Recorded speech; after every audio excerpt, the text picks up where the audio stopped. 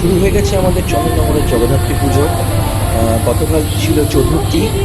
আমি আমার এই ছোট্ট ফোনের ভিডিওর মাধ্যমে পথ চলতে গিয়ে আমি যতগুলো ঠাকুর দেখব বা বিশেষ কিছু ঠাকুর আমি আপনাদের কাছে তুলে ধরার চেষ্টা করব।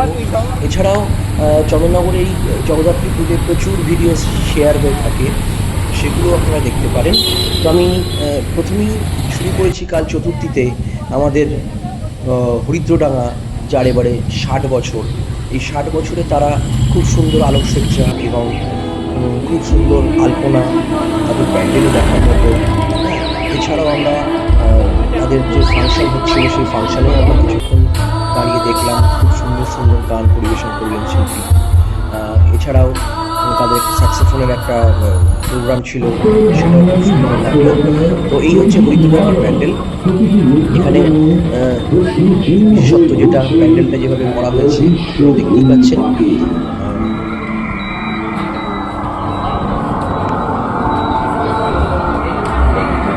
সুন্দর। তার কোন আঙুলের ছোঁয়ায় জেগে ওঠে ঘুমন্ত অস্তিত্বের এবার দেখে নেব আমরা প্রতিমা উপশ্রী আমার নিজের খুব ভালো লেগেছে।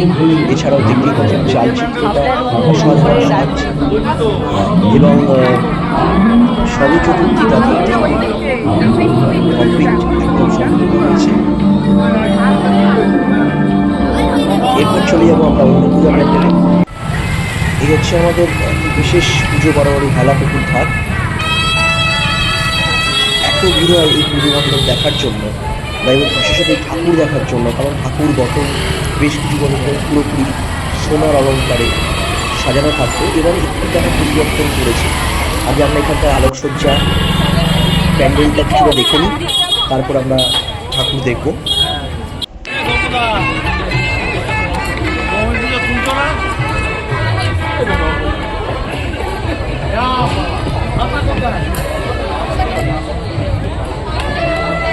এদের এবারে ঠাকুরের বিশেষত্ব হচ্ছে মাকে হীরের সাজে সাজানো হয়েছে, সেই জন্য ঠাকুরের খুব কাছে যেতে দেওয়া হচ্ছে না, এই ডিস্টেন্স থেকেই আমাদের প্রতিমাকে দর্শন করতে হচ্ছে।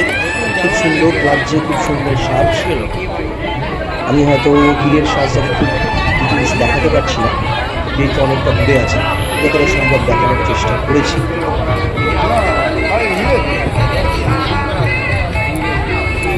প্রতি বছরই এই ঠাকুরের একটা বিশেষত্ব থাকে, এর প্রসেশনে শোভাযাত্রাতেও একটা বিশেষত্ব থাকে, সেটা আমরা শোভাযাত্রার দিন দেখে নেব। আজকে আমরা এই চতুর্থীর দিন সুন্দর করে আমরা এই প্রতিমা প্যান্ডেল দেখে নিচ্ছি। এরপরে পথ চলতে কিছু বিশেষ জায়গা যেমন পালপাড়া, বিদ্যালঙ্কা, এইসব জায়গাতে আলোকসজ্জাগুলি দেখে নেব। আমরা এখন কলুপুরের মধ্যে দিয়ে যাচ্ছি, এটা বিদ্যালঙ্কার মোড় থেকে ডান দিকে দেখে ফ্লাইওভারের দিকে যে রাস্তাটা যাচ্ছে সেই রাস্তায় এই আলোকসজ্জা আপনারা দেখতে পাবেন, এবং অবশ্যই দিনের আলোয় কিন্তু এই আলোকসজ্জাগুলো দেখতে পাবেন রাত্রিবেলা রাস্তায়। এবং এই আলোকসজ্জার বিশেষত্ব হচ্ছে এগুলো প্রথম এখানেই হবে, তারপর বিভিন্ন জায়গায় এগুলো পরবর্তী কোনো উৎসবে এগুলো যায় এবং এই আলোকসজ্জাগুলো সেখানে আমরা দেখতে পাই। ঠিক আছে, তো আপনারাও চলে আসুন, এইভাবে আমরা আলোকসজ্জা দেখাতে থাকবো এবং পরবর্তী যে পুজো মণ্ডপ আলোকসজ্জা আপনাদের কাছে নিয়ে আসবো। আজকের মতো এইটুকুই, ধন্যবাদ, ভালো থাকবেন। সবাইকে আমন্ত্রণ জানাচ্ছি চন্দননগরের জগদ্ধাত্রী পুজো দেখতে আসার জন্য। দেখুন, এনজয় করুন, ভালোভাবে কাটান। এখানে পুজো পঞ্চমী থেকে দশমী পর্যন্ত পুরোটাই দেখার আনন্দ উপভোগ করুন। ধন্যবাদ।